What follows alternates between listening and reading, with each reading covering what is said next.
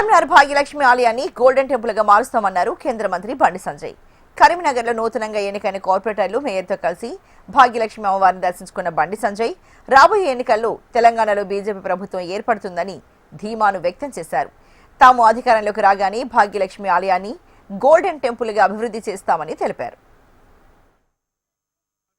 ఇప్పటివరకు ఎలాంటి ఆటంకాలు అడ్డంకులు లేకుండా ఎన్ని ఆటంకాలు వచ్చినా ఎన్ని అవరోధాలు వచ్చినా ఎన్ని కుట్రలు జరిగినా ఎన్ని కుతంత్రాలు జరిగినా అక్కడ మహాశక్తి అమ్మవారు ఇక్కడ ఈ భాగ్యలక్ష్మి అమ్మవారి యొక్క కరుణా కటాక్షలు నా మీద మా పార్టీ మీద ఉన్నాయి కాబట్టే అన్నింటిని తట్టుకొని ఇలా ఈ విజయ పరంపర కొనసాగిస్తున్నాం మేము.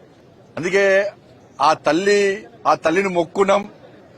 తల్లి మా అభ్యర్థులకు ఆశీర్వాదమి, మా అభ్యర్థులకు దేశము ధర్మము సమాజం అనే ఒక లక్ష్యంతో ఒక ఆలోచనతో సేవ చేయడానికి కమలం పూ గుర్తు మీద నరేంద్ర మోడీ గారి సారథ్యంలో నితిన్ నబీన్ గారి యొక్క ఆధ్వర్యంలో ఇక్కడ రామచంద్ర వారి నాయకత్వంలో వాళ్ళు పోటీ చేస్తున్నారు. ఒక మంచి ఆలోచన పోటీ చేస్తున్నారు. ఒక ఆశీర్వాదం ఈ తెల్లని చెప్పి ఆ రోజు మొక్కుకున్నాం.